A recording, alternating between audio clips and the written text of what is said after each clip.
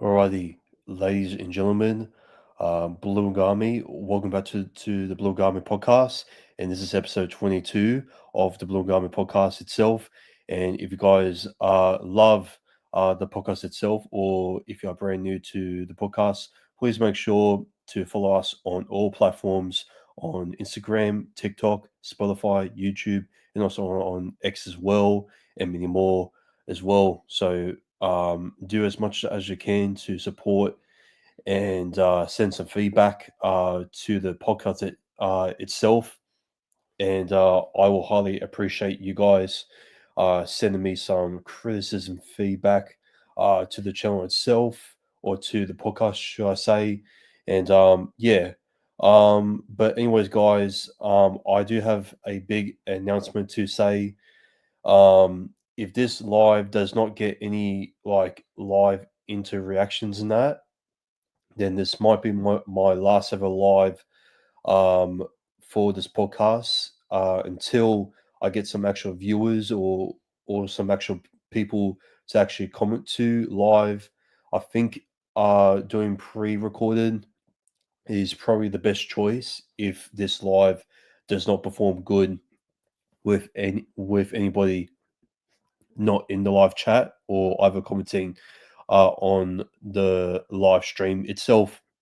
If I don't see your comment there, then I will be talking about the reviews on the NRL website, and yeah.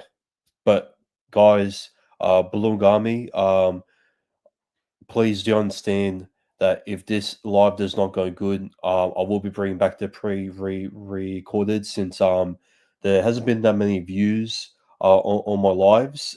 It's not because like that I'm unorganized on my lives and that my stuttering or my unscriptedcy or whatever you want to say it is probably making a mess. I'm not too sure why my lives are not going that great. I mean, I think I'm doing well in my lives, discussing the previews and the reviews and that.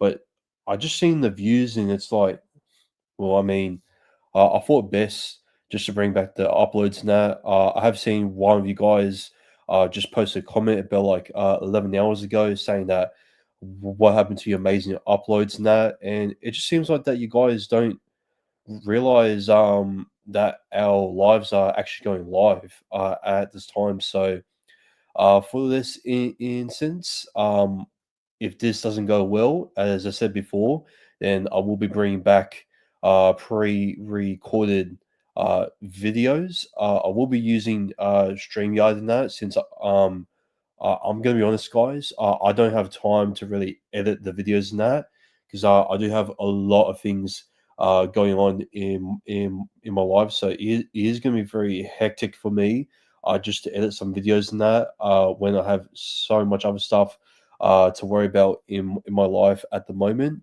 So yeah, do appreciate that. I have a lot of things just personally just going on at the moment, and yeah, thank you so much for your appreciation and your understanding. And enough rambling on this intro. Let's get into episode 22 of the Blue and Garment podcast. So I'm going to start off things here with the Eels and the Melbourne Storm here by us unfortunately losing by 16 points to 10 at Combank Stadium here, where we actually nearly caught up against the Melbourne Storm there when we were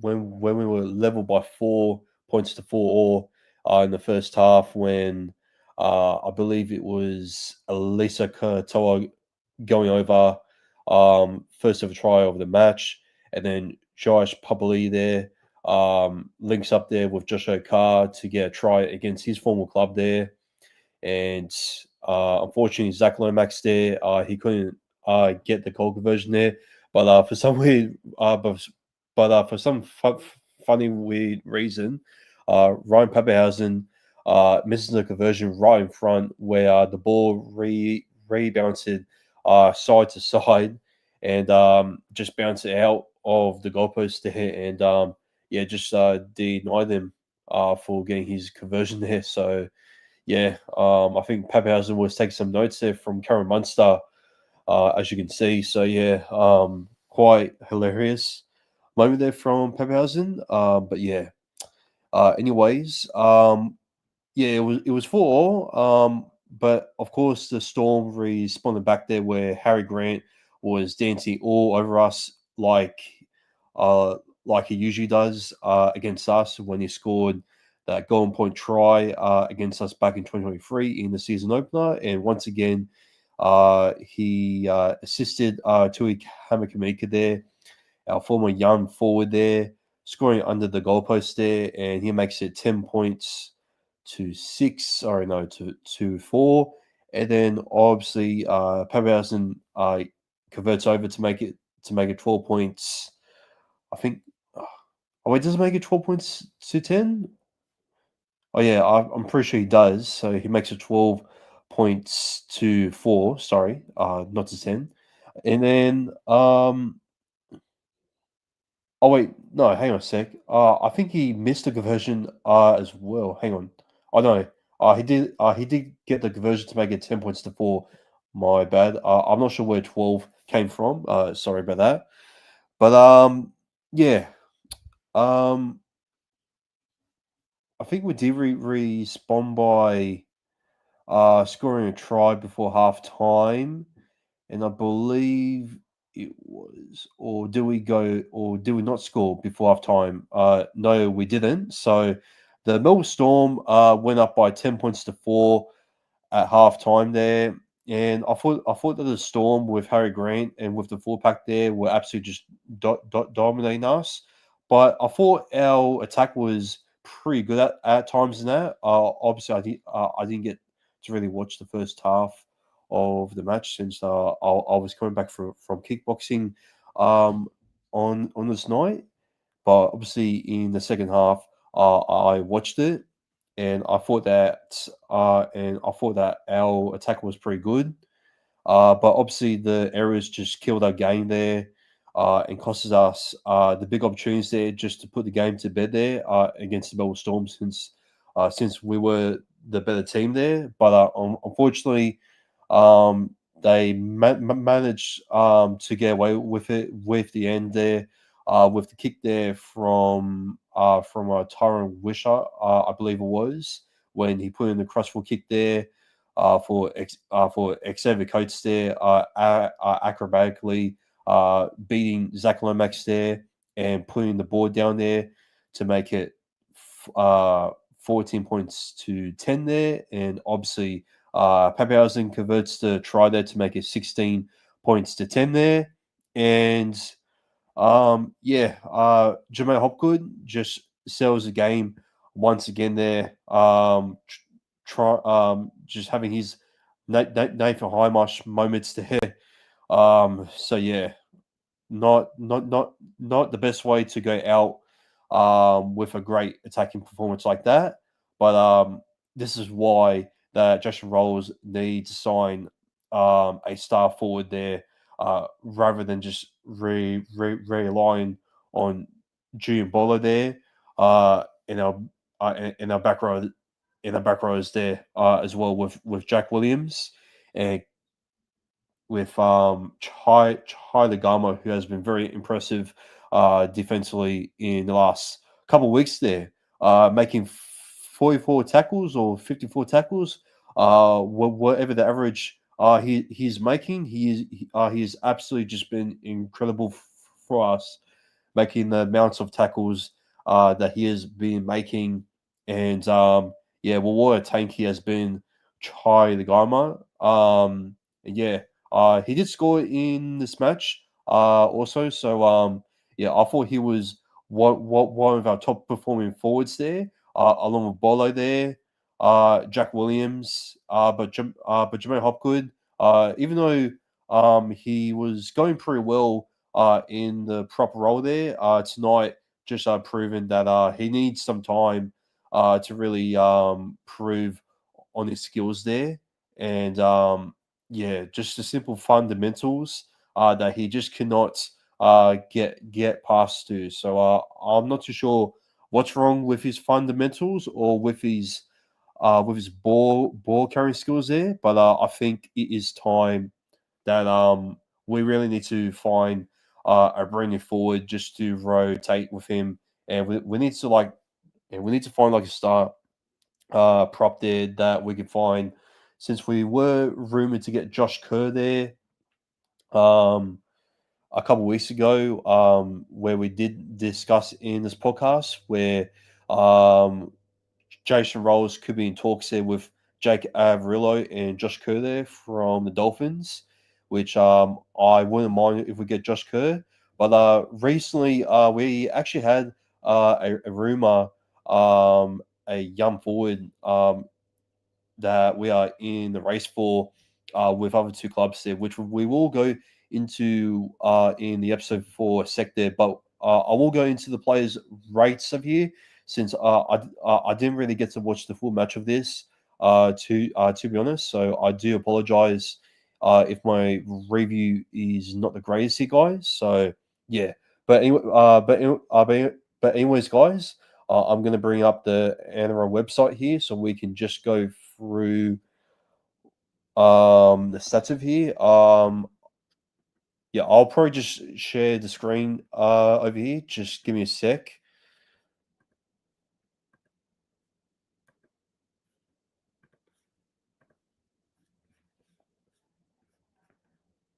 Okay. Rightio.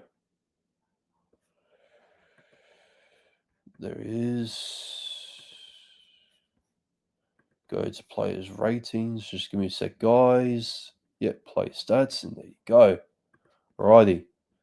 As we are over here, Jermaine Hopgood, okay, look, defensively, he is great. All right, as you can see from the stats of here, he has been very good here with his defense here in the last couple of weeks, starting a prop. But attacking wise,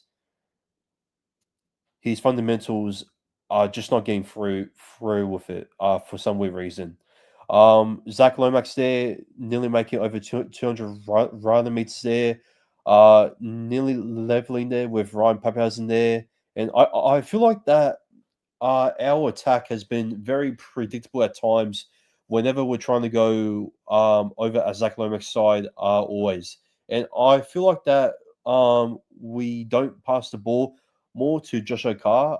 As you can see, he makes two most line breaks there compared to Zach Lomax there, where we always pass the ball to him. Like how many line breaks has he made? He's made about like how many line breaks? Like he's made only one line break there. He's made only one line break there, and it didn't even come up as a try there. And Josh Okar made two line breaks there, one from a try there, and I think one when he got denied there as well. I think so. Yeah, I think that we need to pass the ball more to Josh Okar, who can find the line much more for the points that we need. So yeah, I hope that Jason Rolls really does work on our options when attacking our opponent's backline there. So yeah, I mean, in this game, I thought that I heard from some other people that George Papali does not have the same support play as what Isaiah Alongi does with his color passes there, which I do agree on. If we would have had Isaiah Alongi there, then he would have had like a crack there to throw a color pass there to Josh Okar there a couple times there where you could have we could have actually gone over there to equalize 16 or and go into golden point and possibly have the late drama there, similar to 2023. But who would but who knows on what would have happened if we would have gone into golden point. Surely Harry Grant does not do the same thing as what he did in 2023. So yeah. But yeah, a little bit disappointing from that attacking style there from Josh probably kinda. I mean, he still has the speed there, and from his kick return meets there, he was dashing through his 74 kick return meets there. However, he didn't even run over 100 runner meters there, which was a little bit disappointing from him. And you could tell that we kind of miss Isaiah Alongi there, where Josh Papali does have the speed, but the ball skills there, I think Isaiah Longi, from what we're seeing from this match, he has the upper hand there. And we did see him score a try against Storm there in round one. And I think he would have gotten his revenge there against Storm there in this match here. So, yeah. Um, I think some of the injuries in this game did kind of cost us here. So you can't really say that we that it was our fault. That it was necessary Josh Papali's fault when Jermaine Hopgood had his chance to step up and to ice the game there with maybe some offloads there and just to improve on his ball, just to improve on his ball carrying skills there. But unfortunately, yeah, he's only us down again. He's made also 50 run meters there, which is quite poor from Jermaine Hopgood there, and he's maybe like 18 post contact meters there, and just only 70 ups there, which is very disappointing from Jermaine Hopgood in attacking wise. So yeah, but going through our players' rates over here, I'm gonna go. I'm gonna go 3-1 here. So I'm gonna give 3 points there. I'm gonna say 3 points.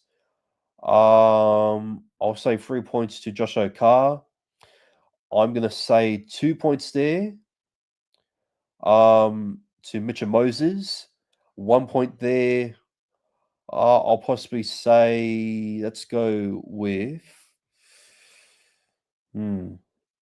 I'm gonna go. I'm gonna say 1 point. Uh, I'm actually. I'm actually going to change. I'm actually going to change my. I'm actually going to change my mind over here, guys. I'm going to give 3 points to Sean Russell, 2 points to Josh O'Carr, and then 1 point. I'll say. Hmm.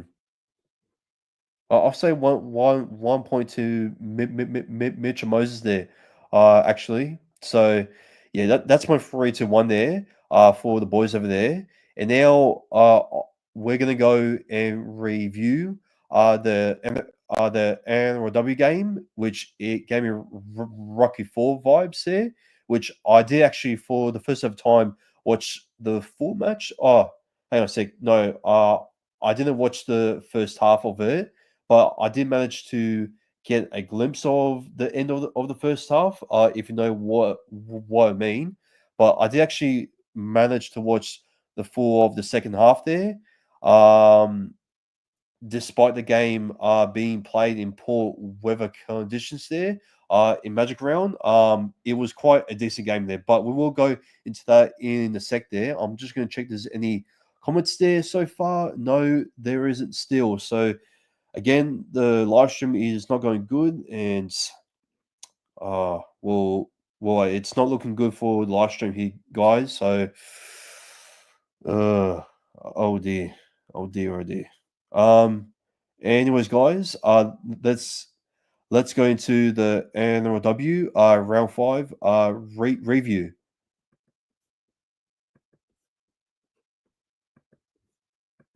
So, round five. 12 points to 10 here in favor of our girls over here. Play by play over here in the first half, it all started with the bump kicks over here. Flogan comes on there for Rory Owen there, as Rory Owen came off injured there, which for the rest of the game in the second half, she was ruled out for the rest of the game, which was a massive out for us, and that was a big worrying point for us in this game. And then in the ninth minute there, we thought Casey Tohiku made a line dropout there. Thankfully, Madison Morhol made an error there. Alicia Albert made an error there. Alicia Albert also made a dangerous tackle there. Kenny Cheriton comes on there for Alicia Alberts. Charlotte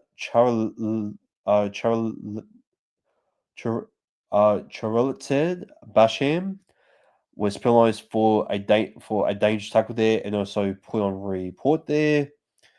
And then a couple more minutes there. Racine McGregor there was put into sin bin there, and then we were in front there by 2 points. And then a couple minutes later there, the Dragons went over there for a try there. When Margaret Vela made a line break there, and then Lindsay Tui there, I think she stripped the ball off there from Margaret Vela there, and then she knocks on the ball. And then right before half time, Abby Church concedes a penalty there, crowding, and then Margaret Vela makes a line break there to make it 4 points to 2. And Racine McGregor there converts the try to make it 6 points to 2.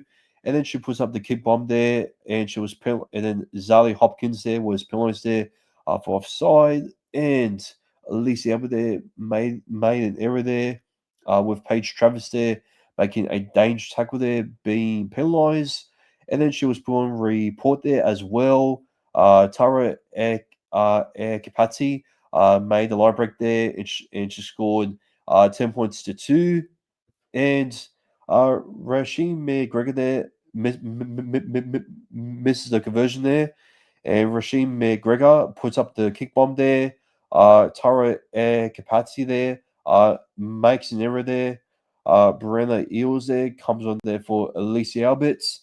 Tanika Todhunter was penalised there for being offside inside the 10.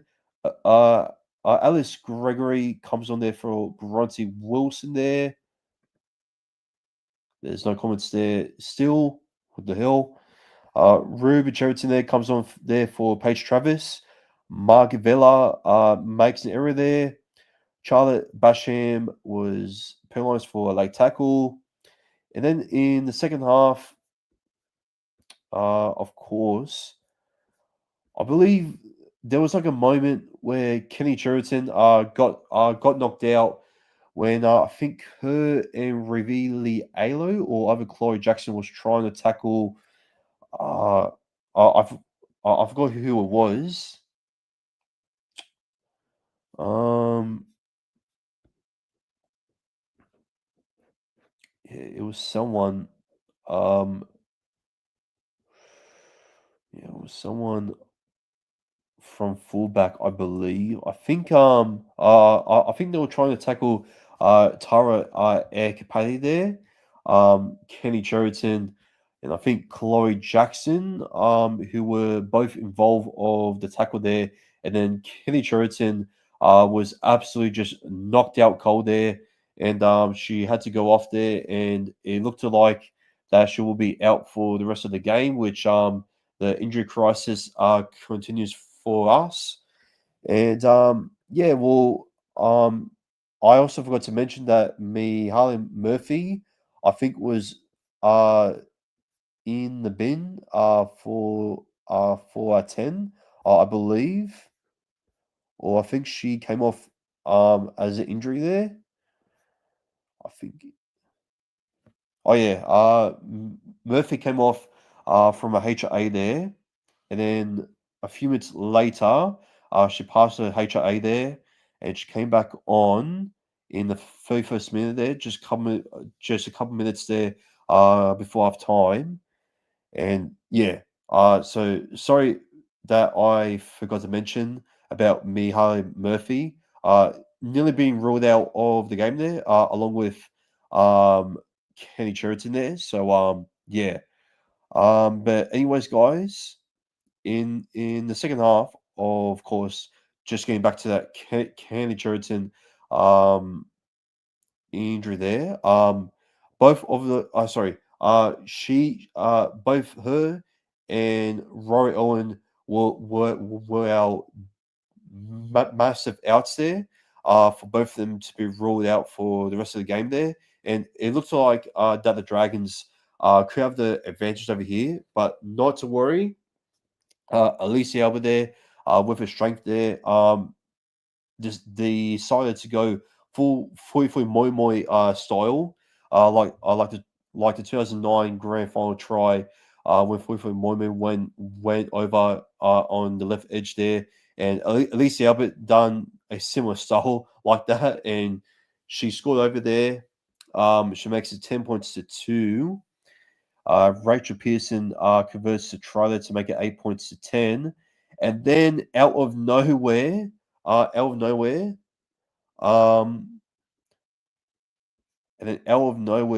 freaking Fleur Ginn has scored her first try in first grade. Congratulations there to Fleur Ginn scoring her first try there. And yeah, just an amazing game for her. We just gave her so much space out on the left edge there, the speed and also the footwork there. And also speaking about footwork there, also in the second half there, I seen that me Hafi Martelli there made the line break there. I think it was in the 53rd minute there, when she broken I think where she broken Mark Vella ankles there, and Mark Vella actually went off, and Martin Martelli there. Um, I think she's the first ever NRLW player that I've ever seen, who was and also back trying to pull off a goosey there, and that's probably the most impressive thing that I've ever seen from a female rugby league player so far in the NRLW in history. Like that was possibly the most coldest move and the coldest footwork that I've ever seen from any female rugby league player yet.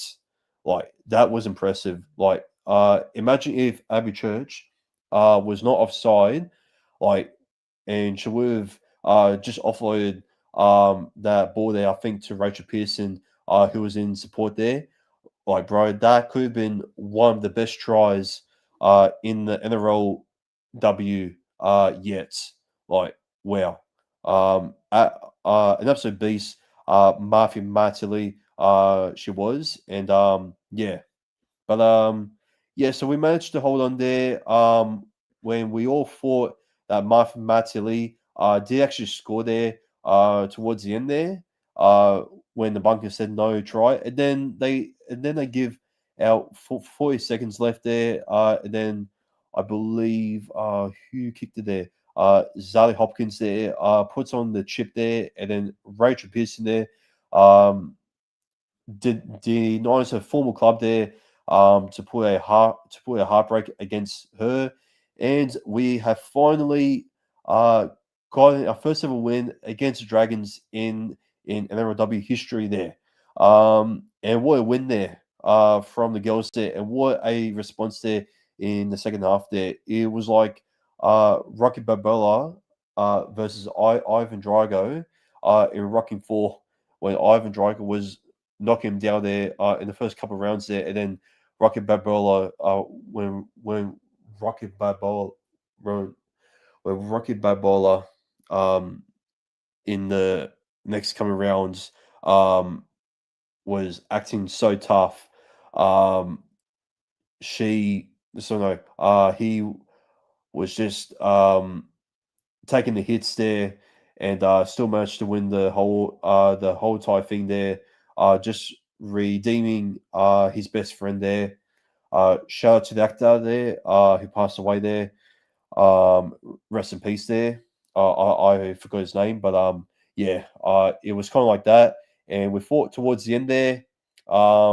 We may have got beaten down there with our two best players there, Rory Owen and Kenny Cheriton, getting knocked out there, and just failing to continue on the match there, and the whole entire team just redeemed themselves from last week, and we had to get this win here just to prove that we are a serious contender.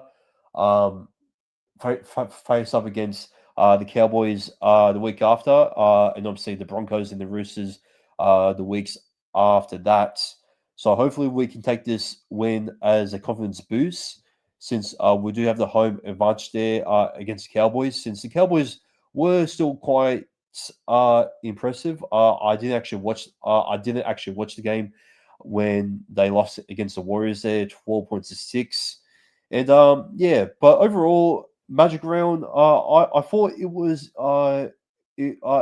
the best, to be honest. Yes or no? You can't really blame the weather gods for delaying the West Tigers and the Sydney Roosters game due to lighting in that. But I mean, you can't really do anything that much when it comes to the weather like that. I mean, some people may say, well, let's it should be bring to Combank. But I mean, if you would have seen the ground conditions at Combank Stadium where the West Tigers and the Bulldogs were playing, it was absolutely just poor, and the turf was just way too muddy in that. And yeah, it was such poor timing. And another thing that just letting NRLW Magic Round for its debut was a promotion from the NRL where they were most just promoting the men's games and that. And yeah, it was just poor there from the NRL once again, especially with the decisions there banning Mark Nalawita there um, from uh, from um, um, from denying him to win the Dalian Rookie of the Year, which was completely just a ridiculous time to ban him at this time. So yeah, but um, that's all I have to say for the Eels and Dragons game for the NRLW round five review there. And yeah, that's it for our reviews there for both the men's and the women's game there. I do apologize if it was. Oh, wait. I nearly forgot. I need to do my players' ratings for a women's team. I nearly forgot about that because I think I forgot to do that last week, I believe. So let's do it right now. I'm going to give 3 points to Alicia Albert there. She was absolute beast there. 2 points there. Uh, I'm gonna give 2 points there to Flo again there. Since I thought her running game there and the amount of support that she was trying to put on was absolutely just amazing there. And I'm gonna give 1 point there to Martha Mattielli there. So that's my 3-1 for the NRLW team there for round five. So that's it there for our review there. Um, for our Premier Eels sides, let's get into the juicy news, into the rumors, and also some potential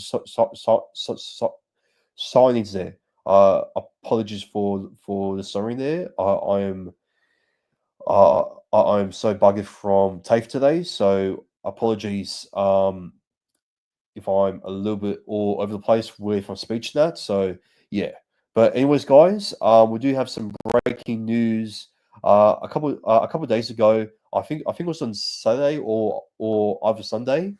Um, it seems over here on Instagram. Shout out to who was it? Uh, who is his name? Shout out to Isaac Isa underscore journalist there, where he has put out a report there. Uh, and this was also coming from other sources as well. saying that where is it? Where is it? Oh, here it is. Yes, this was 3 days ago, and it says over here the Eels have officially joined the chase for Raiders forward Trey Mooney, who's suddenly on the radar of several NRL clubs for 2026 and beyond. Which there are two other clubs that are on the chase for Trey Mooney there. And essentially, a move back to Parramatta would be a homecoming for Mooney, who captained the Eels, for a matter of fact, in the Harold Matthews Cup side and led them to a grand final in 2018. Are we the best destination to get him back to paradise, to where he belonged in 2018?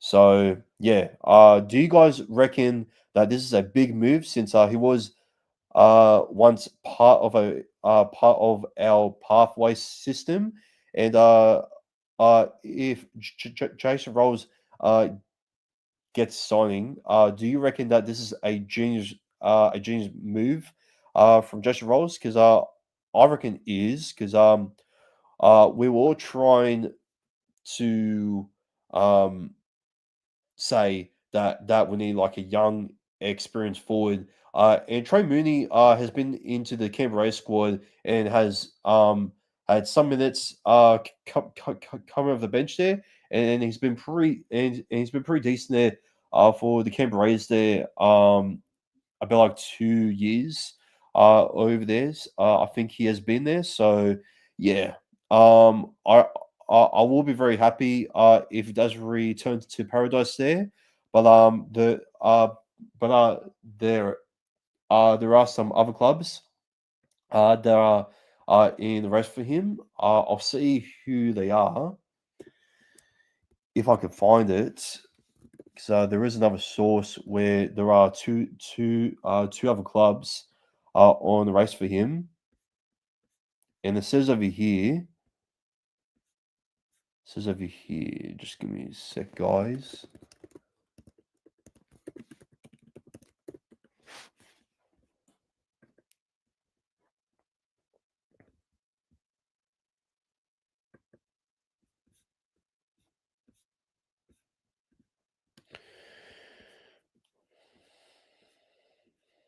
Where is it? Where is the rumor? That's not the one. Where is it? Okay, no, it's not here. Give me a sec, guys. Um,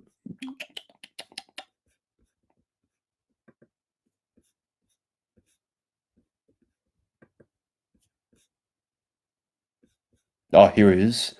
Freeway race for Raiders forward as Eels enter the mix. And I think there's other teams over there. But who's the other two teams? Okay, so blocked.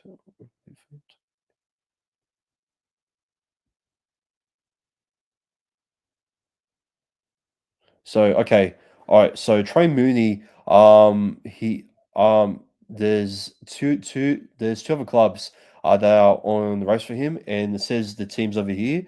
So they are the Newcastle Knights. Hopefully, they don't steal another player from us, since they stolen both Dylan Brown and also, unfortunately, Matthew Hunter. So let's not get another former Pathways player stealing from us, and also the Dragons themselves. Which, if the Dragons get Trey Mooney, I think it is a massive move for them, since I do need some young forwards there. I mean, I think the Dolphins should actually maybe try and chase up Trey Mooney, which I'm very surprised that the Dolphins have not into the race to sign any young forwards, since I mean, their full pack is getting quite old, and yeah, um but it looks like that we are the latest team to enter the mix for Mooney's services there. But Canberra did actually block off a move for Papali to go to Newcastle there. So it looks like that since Papali wants to stay at the Canberra Raiders there. It looks like that the Canberra Raiders do have to force out for Trey Mooney in the first grade side. So that means he will have another opportunity somewhere else. I think my biggest, I think the two teams that might come close, and I had to say it. I do think that we will come close to signing him since he has played for us in the past, but also the Newcastle Knights since they are trying to now resolve their issues after signing Dan Brown there. They are trying to do a U-turn and trying to get these signings on key and just trying to redeem that Dylan Brown's signing that they now realize that they stuffed up on, and now they really need some forwards there since one of the Saifi brothers have not stepped up since the other one has left. I think it was Jacob who left the club, or it was either or it was either Daniel. I'm not too sure, but one of them had left the club there, and the Newcastle forward pack has not been the same since.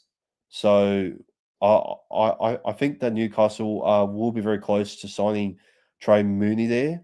But I hope that we get close and secure him back to where he belongs. So yeah, hopefully we get him back there. And yeah. But what's your guys' thoughts there? Is Trey Mooney a good sorry.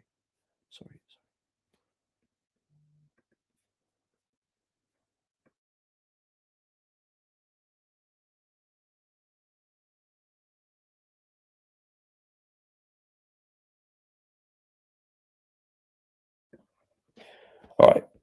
Sorry about that, guys. I gotta move on to the next one because I gotta wrap things up here because um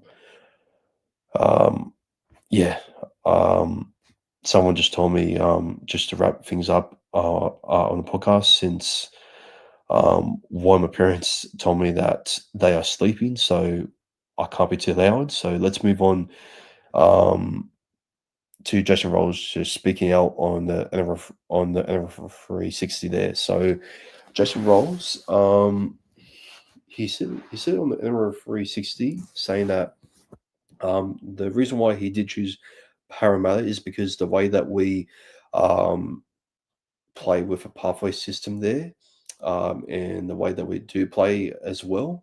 And he thought that since there were other opportunities like the Dragons, the Bulldogs, and I think the West Tigers, and many other clubs that were offering for his position there, to give him that opportunity there that he didn't get in Melbourne, and now Parramatta second right after there, he saw the big opportunity there and the foundation that he can landmark on his uh, experience there from Trent Robertson and Craig Bellamy there, and that's what he done.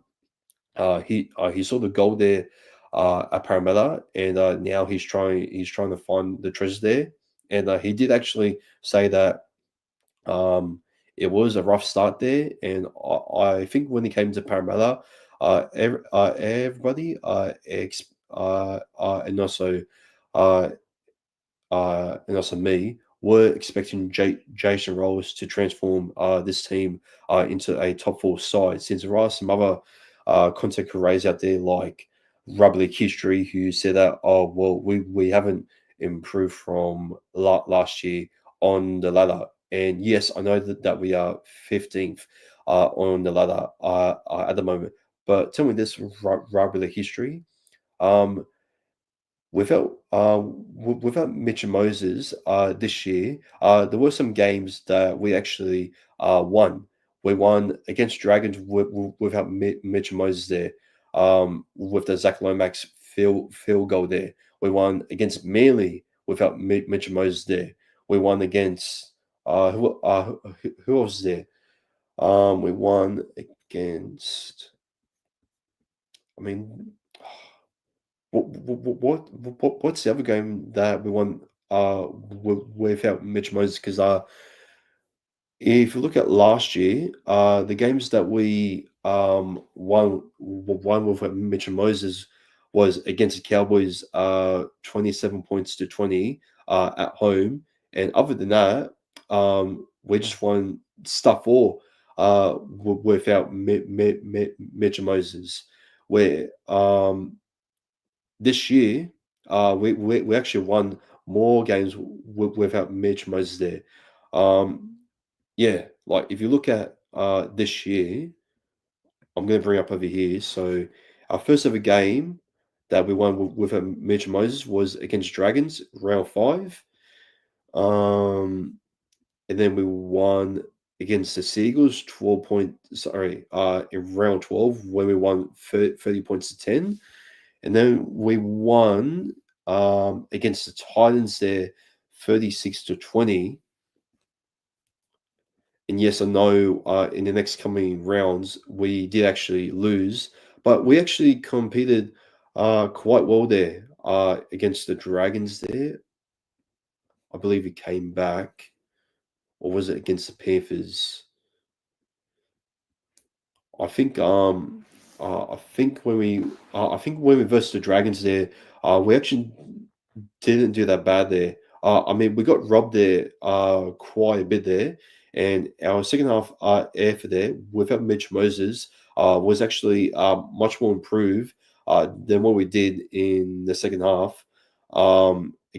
With Brad Arthur and also with Trent Barrett being in head coach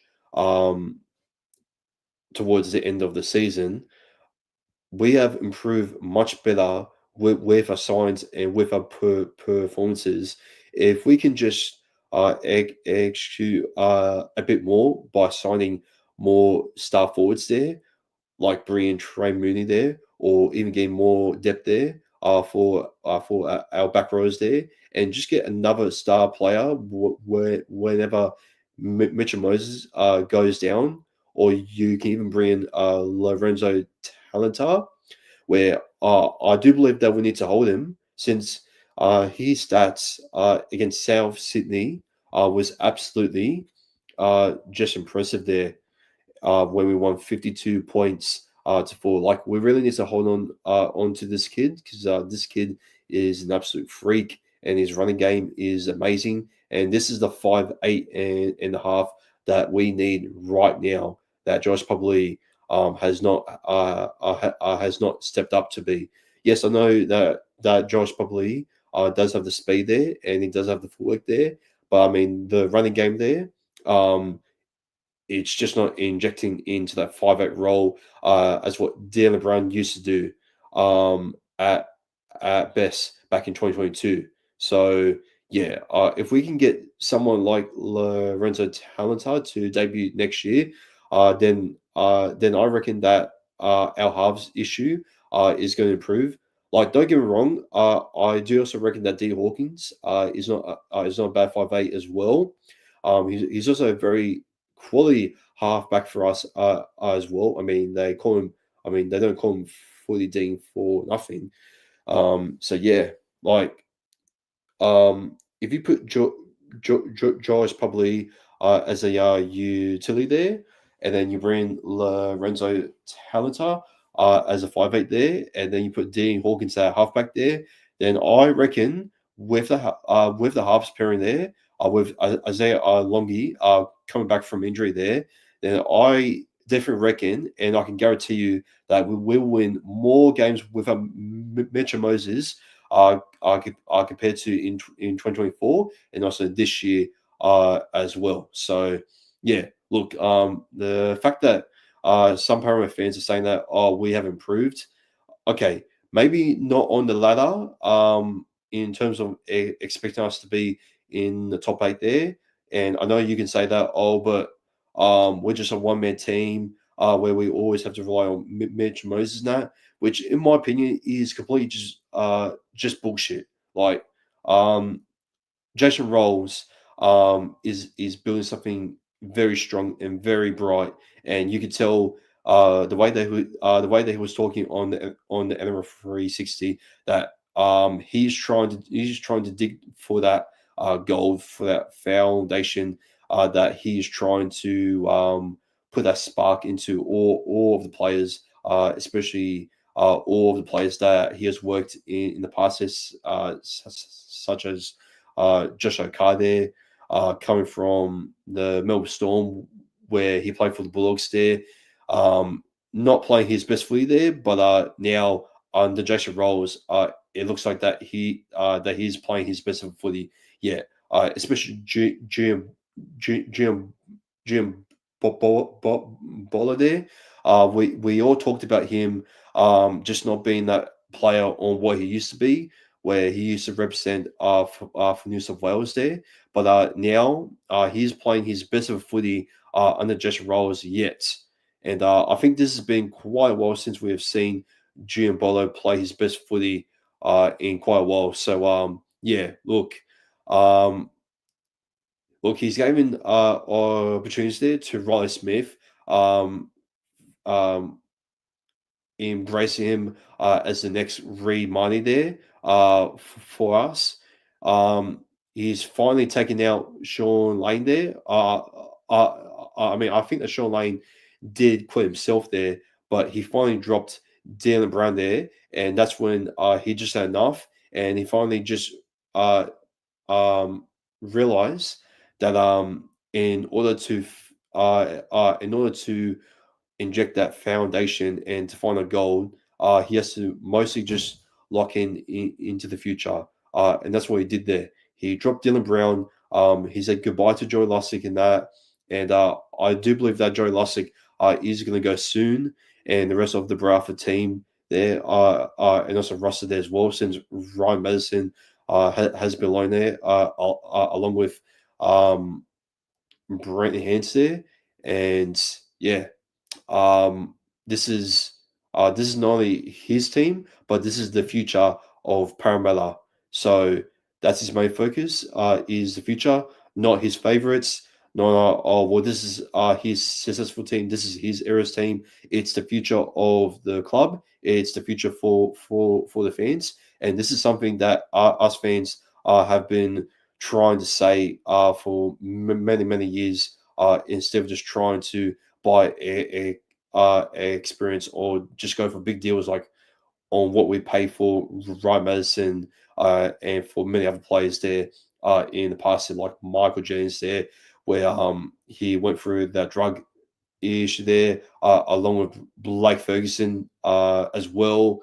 Yeah, Sivo, he debuted there at such a old age there, and it just looked like that things did not turn out for him. Unfortunately, since he was pretty good in attack there, looking very promising to be a semi Red Raja 2.0, which unfortunately in the next coming years, after he debuted in 2019, unfortunately that's not to be, and we had to move on from our long-time veteran there, who made this club as an absolute fortress there, along with Mitchell Moses and Jim Bowler there, Clinton Gufferson, and unfortunately for him, there was no space available for him, and we did actually gave him an opportunity there to play as a utility there,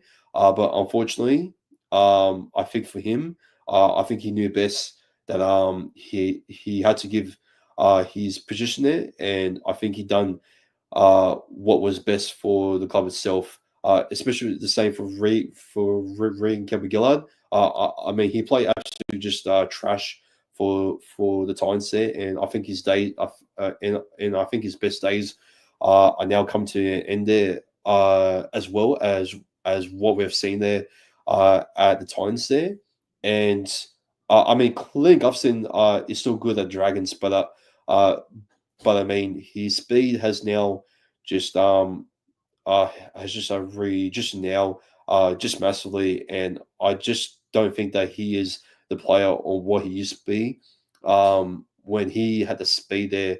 I think before he had that big injury there in 2019, as well I mentioned in my past episodes in the podcast. So yeah, but anyways, guys, I do need to wrap things up because I think my parents are starting to get pissed off at me for talking too loud in that. So I do apologize if I do ramble on and just stutter a lot. Unfortunately, though, as I can see over here, that live there has been no people in the live chat, should I say, or any comments there on this live stream over here.